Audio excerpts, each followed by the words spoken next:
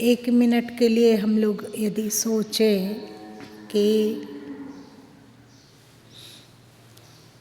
यदि भगवान हम लोगों को मन नहीं देते, बुद्धि नहीं देते, दिमाग नहीं देते और इंद्रियां नहीं देते, तो हम लोग परंतु प्राण देते, तो क्या होता हम लोग का? तो फिर बताओ हम लोग के लिए संसार कैसा रहेगा?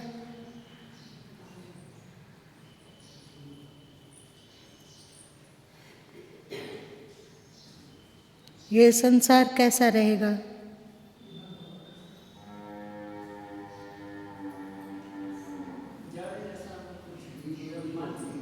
नहीं, संसार के बारे में पूछ रहे हैं कि फिर ये संसार कैसा रहेगा? नीरस। और कैसा रहेगा?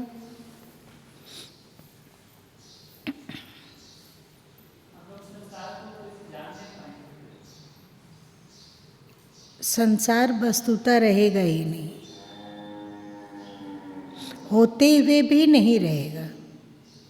आंखें नहीं है इस कारण देख नहीं सकते हैं, कान नहीं है तो बाहर की ध्वनि को सुन नहीं सकते हैं, बात खत्म।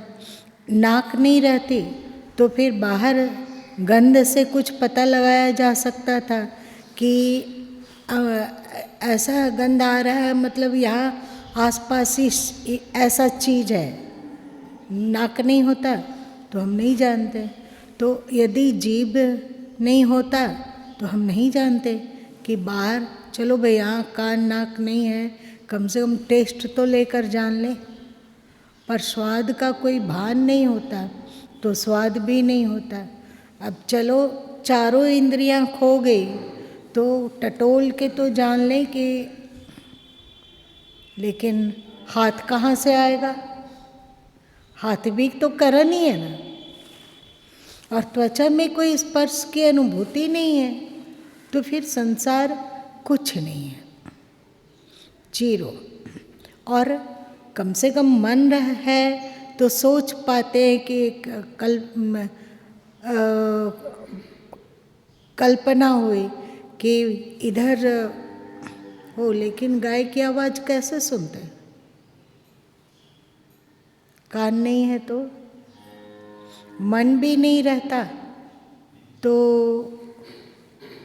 मन क्या चीज़ का संकल्प विकल्प करेगा? मान लो कि मन है तो किस चीज़ का संकल्प विकल्प करेगा?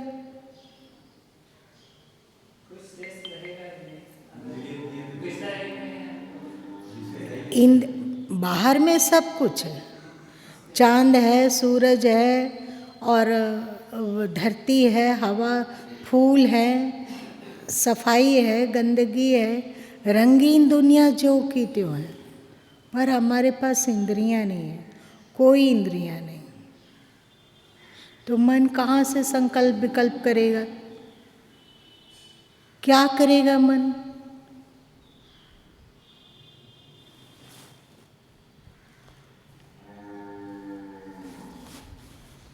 मान लो कि इंद्रियां हो और मन नहीं हो तो फिर क्या होगा? बुद्धि ना हो तो क्या होगा? कल भावना करो कि मन नहीं है, इंद्रियां हैं, देख पा रहे हैं, सुन पा रहे हैं, चख पा रहे हैं, गंध ले पा रहे हैं, और स्पर्श का अनुभव कर पा रहे हैं कि कोमल है कि कठोर है कि गर्म है कि ठंडा है, ये सब है। पर संकल्प विकल्प नहीं है कि ये गर्म है, ये गर्म है, ये भी तो मन ही से संकल्प हो रहा है ना, मन ही नहीं है वहाँ। तो फिर हम लोग क्या थे? फिर हम लोग का अस्तित्व का क्या होगा? हम लोग के लिए ये दुनिया कैसी है?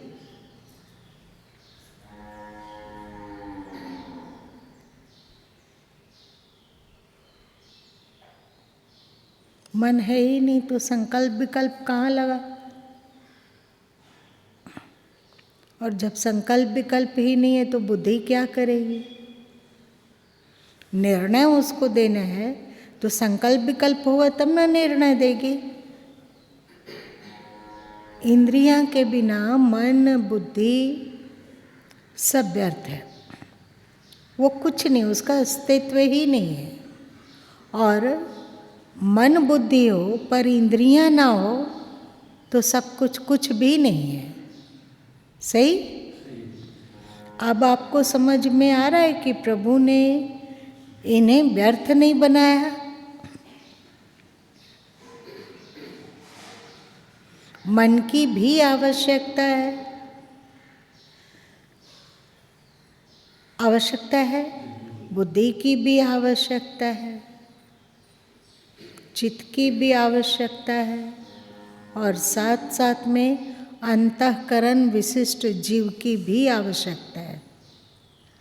ये बात अलग है कि व्यवहार काल में इनसे कार्य लिया गया और फिर जब व्यवहार अभी कुछ भी नहीं है तो ये हम लोगों में क्षमता होनी चाहिए कि हम इनसे परे हो जाएं।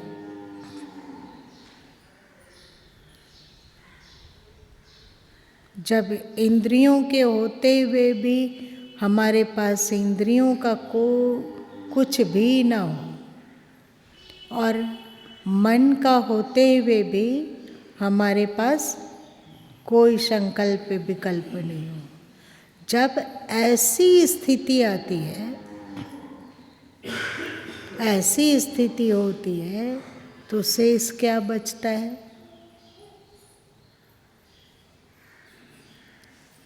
मन होते हुए भी संकल्प विकल्प नहीं है। संकल्प विकल्प नहीं है इसलिए बुद्धि का कोई निर्णय नहीं है। इंद्रियां हैं पर न वो देख रही है, न सुन रही है, न चख रही है, कोई कुछ भी विषय को ग्रहण नहीं कर रही है। उस स्थिति में हमारा क्या होगा? उस समय हम लोग क्या रहेंगे? मन नहीं है, बुद्धि नहीं है, इंद्रियां नहीं है, संसार का कुछ भी नहीं है, ना देखना है, ना सुनना है, ना चखना है, ना बोलना है, ना गंध लेना है, ना स्पर्श का अनुभव, कुछ भी ना हो। इस समय जो हम हैं वो हमारा अस्तित्व है। आप लोग सुने न कि हम मन बुद्धि इंद्रियों से परे हैं। देखिए व्यवहार काल में, जीवन काल में इन सब की आवश्यकता है ना।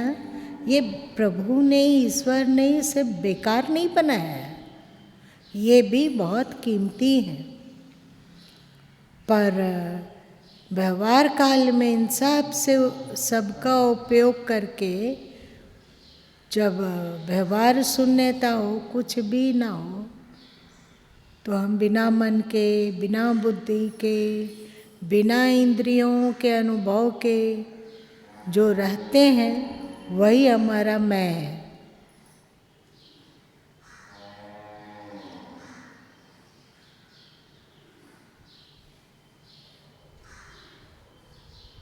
इतना सन्नाटा क्यों है? इतना सन्नाटा क्यों है? वहाँ होश है होश है अंदर में कोई होश मतलब चेतन, ज्ञान, चेतन मतलब होता है ज्ञान, सत चित आनंद। वहाँ पे शांति है, यही तो आनंद है और वो सत्य है। इसका कभी आभान हो जाता है पर ये मिट नहीं जाता, मिटता है। इसमें सजगता नहीं रहने के कारण, होश नहीं रहने के कारण हमारा मैं होते हुए भी हम अपने मैं को नहीं जानते हैं। थोड़ा क्लिष्ट हो रहा है, क्लिष्ट होते जा।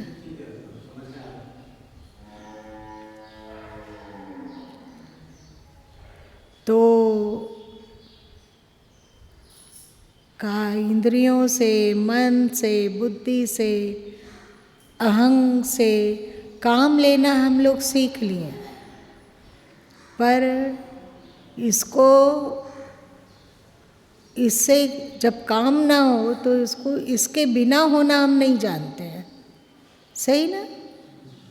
बिना होना, इसके बिना होना नहीं जानते हैं, इसलिए हम लोग मैं को भूल गए हैं। और मैं भूला तो हम लोग क्या बन गए? शरीर बन गए। और अब जब हम लोग शरीर बन जाते हैं तो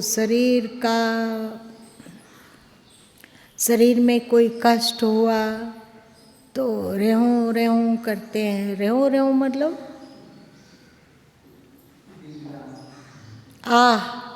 ओह, ऐसा हुआ, ऐसा हुआ, अब हम नहीं बचेंगे। कौन कह दिया कि हम नहीं बचेंगे?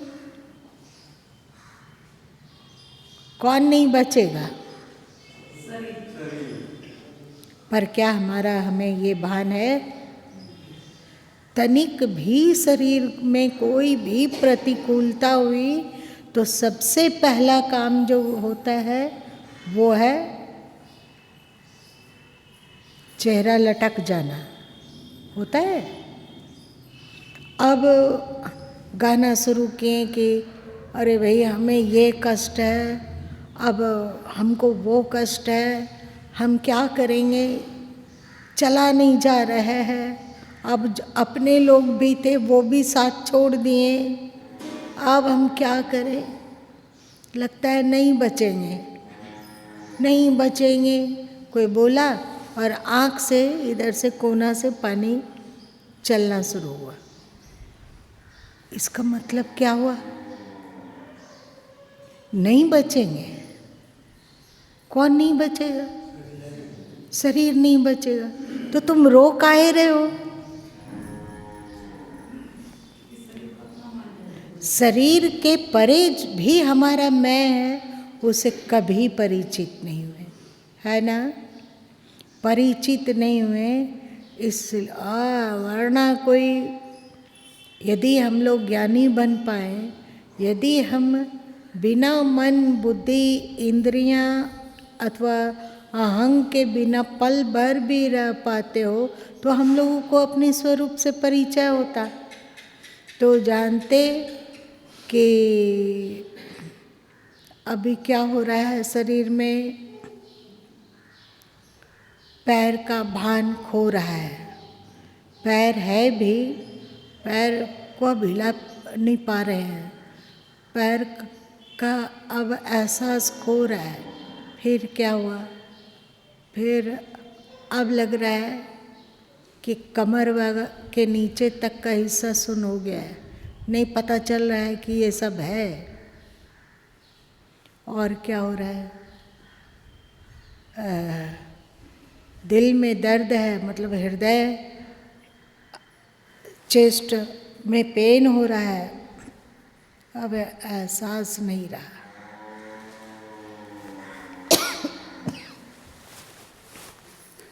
श्वास का क्या हुआ? अब देख पा रहे हैं कि श्वास भीतर नहीं जा रहा है, कंठ में आता है और निकल जाता है। इसी को घिर्री कहते हैं। घिर्री सुने हो नाम? क्या होता है? कंठ में आया और निकल गया, दिख रहा है। फिर क्या? अब श्वास बंद के साथ शरीर से बाहर। हम तो नहीं मर गए? मर गए? मृत्यु काल में ये ज्ञान कैसे बना रहेगा? और यदि हम अपने मैं में अवस्थित हो सके तो फिर जन्म मृत्यु आवागमन विभिन्न योनियों में भटकना ये संभव है? संभव नहीं है, क्योंकि अपने आप में स्थित हो गए, अपना विशुद्धतम मैं में स्थित हो गए।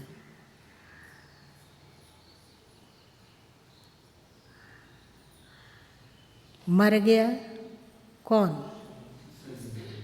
शरीर मर गया, मरा ही हुआ था पहले भी। इसमें मेरी चेतना सक्रिय थी, इसलिए मरा हुआ शरीर जिंदा दिख रहा था। अब इससे चेतना अपने आप को समेट ली और इस शरीर से निकल गई, तो ये शरीर को हम बोलते हैं कि मर गया, जबकि ये मरा हुआ तो पहले से ही था।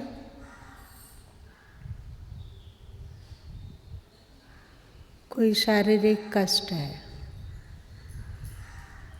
तो हमारे सिर पर क्यों चढ़कर बोले? प्रारब्ध के अनुसार जितने धन की कामना है उतना नहीं हो पा रहा है। फिर क्या हुआ? उतना धन नहीं हो पा रहा है जितने धन की कामना है। धन नहीं हो रहा है तो उतना आराम से नहीं रखा जा पा रहा है। किसको? शरीर को। लेकिन अब तो चेतना का अनुभव है कि मेरा मैं इससे बिल्कुल परे है। तो यदि धनाभाव हो जाए और ये ज्ञान बना रहे तो दुख होगा। लेकिन दुख तो हम लोग को होता है। और एक बात है, ऐसा हम लोगों का स्वभाव बन गया है कि जिस चीज को एक बार कर लेते हैं तो अंदर में जो तमस है उसको बार बार धक्का देता है कि उस चीज को करो करो करो। और जब नहीं कर पाते हैं तो क्या होता है? चेहरा फिर लटक जाता है। होता है ना, चेहरा लटक जाता है। अरे भाई कितना अच्छा प्रचार प्रसार कर पा रहे थे, धन था तो सदगुरु कबीर साहब की वाणी को चारों दिशा में फैलाने के लिए बहुत उपाय कर रहे थे। सनातन धर्म, असली धर्म को पुस्तक के द्वारा लेखन करके दूर दूर पहुंचा रहे थे, पर धन ही नहीं है तो क्या करें? धन ही नहीं है। आपको ईश्वर ने ठिक्का दिया है कि आप ही प्रचार करोगे। आज वो आपसे करवा रहा है, किसी और से करवाएगा, लेकिन नहीं, हमारे मन ने उसे पकड़ लिया कि अब हमें हमेशा ये काम होना चाहिए, मेरे द्वारा सतत होता रहे। अब बताओ दुख होगा कि नहीं? और यदि जीवन काल में जो मिल रहा है उसका सेवन किया गया पर उसको पकड़ा नहीं गया। जब अपने घर में थे तो कम से कम नित्य प्रतिदिन 1 पैकेट तो भुजिया खा ही लेते थे। 1 पैकेट तो भुजिया खा ही लेते थे। अब आश्रम में 8 दिन बिताना आसान है क्या? यहाँ पर 4 दिन 5 दिन हो जाता है, भुजिया नहीं मिलता है, भुजिया नहीं खाने को है। हमने क्या किया? भुजिया को पकड़ लिया। अब दुख होगा कि नहीं बोलो? दुख होगा ही। कुछ भी आज का बेटा, पहले के समय में बेटे लोग माँ बाप की सेवा में बिछे रहते थे, प्राण। मेरा बेटा ओह, एक बार पूछता भी नहीं है कि पापा आप ठीक तो है ना, आपने खाया? मतलब हमारा मन पकड़ लिया। कभी जब वो बच्चा था तो पूछता था तो अच्छा लगता था। अब वो नहीं पूछता है तो अच्छा नहीं लगता है। होता है कि नहीं? तो पकड़ लिया, और जैसे ही पकड़ा और वैसा नहीं हो रहा है तो फिर क्या होगा? दुख होगा। ये करता कौन है? ये सब जितना दुखम सुखम जो हो रहा है वो कहाँ हो रहा है? मन में हो रहा है। यदि हम लोग कर्म करते हुए भी कभी कभी अकर्म में अवस्थित हो पाए तो हमारा दुख सुख होएगा कि नहीं? शरीर का भोग है, शरीर का प्रारब्ध है। प्रारब्ध के अनुसार शरीर भोग रहा है। हार्ट अटैक आ गया, चाहे घुटना दुखने लगा, चाहे शरीर बीमार रहने लगा, अब ताकत नहीं है।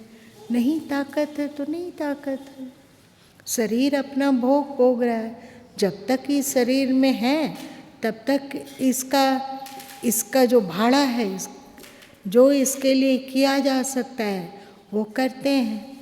बाकी शरीर का प्रारब्ध, हमारा प्रारब्ध, हाँ या ना?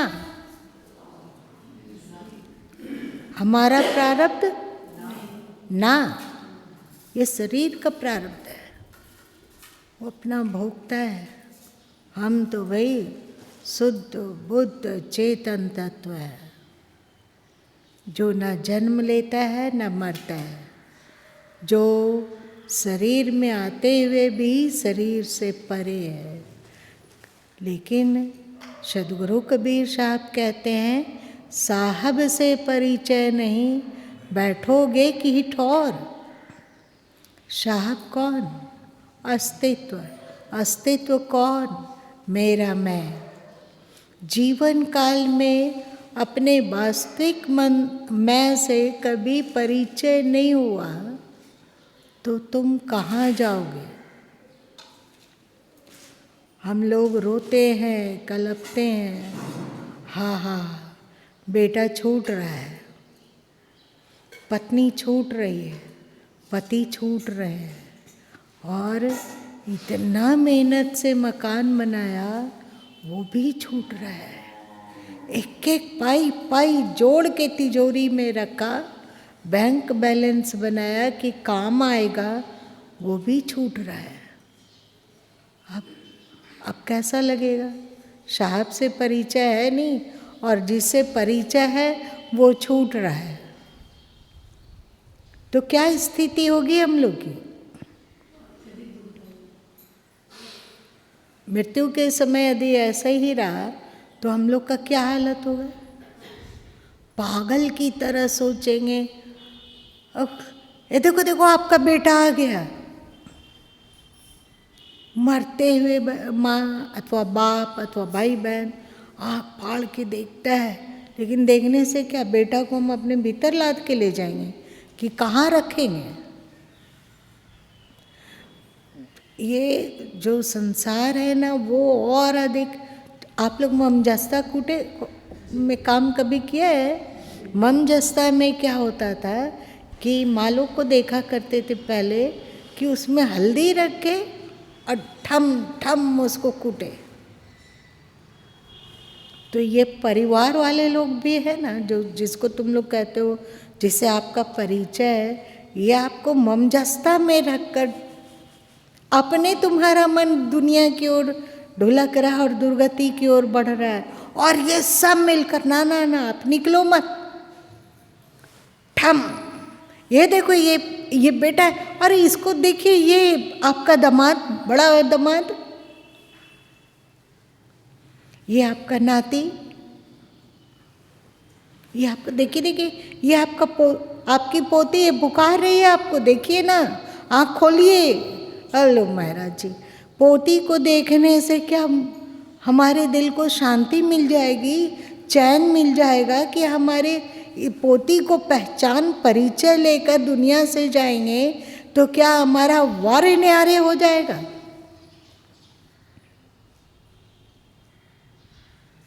परिचय हमें उससे है जो छूट जाएगा। परिचय उससे नहीं है जो हमारा हम है, मैं है, अथवा जो ईश्वर है। परिचय है हम लोग दुनिया जिस संसार से परिचित होने के लिए इतना पापड़ बेलते हैं, वो सब छूट रहा है। व्याकुलता और विकलता की सीमा नहीं है।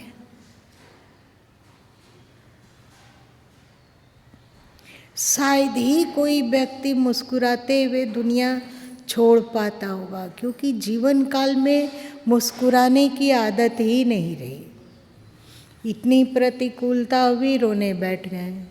इतनी प्रतिकूलता हुई, चेहरा जो लटक गया। तो यही चीज़ तो वहाँ ले जाएंगे ना।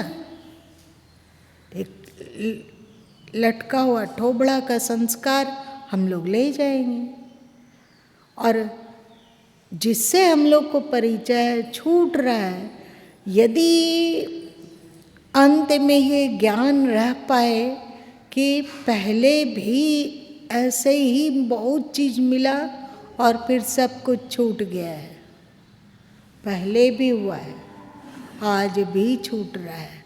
यहाँ अपना था ही क्या जो छूट गया? संसार का था, संसार में रहा।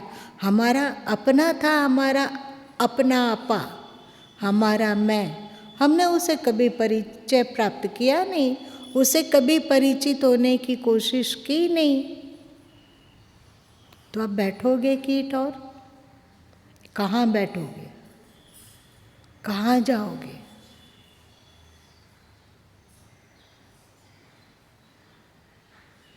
चलो आज इतना ही रहने दो। मेरी बात समझ में आई? लेकिन सीनियर सिटीजन हुए तो क्या हुआ? अभी भी हम लोग का श्वास चल रहा है, जीवित है। अभी भी हम लोगों को अभ्यास करना चाहिए, जब हम अपने आप से मुलाकात में व्यस्त हों। कम से कम सबसे मिलना जुलना तो होता ही है, अपने आप से भी 2 मिनट 3 मिनट अपने आप के लिए समय दें। धर्म के लिए नहीं, ईश्वर के लिए भी नहीं, छोड़ो अभी धर्म और ईश्वर, अपने आप से, अपने आप के लिए थोड़ा सा समय, ये बहुत कीमती है। यही अध्यात्म है। और इस ज्ञान के साथ रहते हो तो जीवन काल में भी आनंद ही आनंद है ना? कहीं दुख नहीं है। हंसते मुस्कुराते हुए जिंदगी गुजारिए।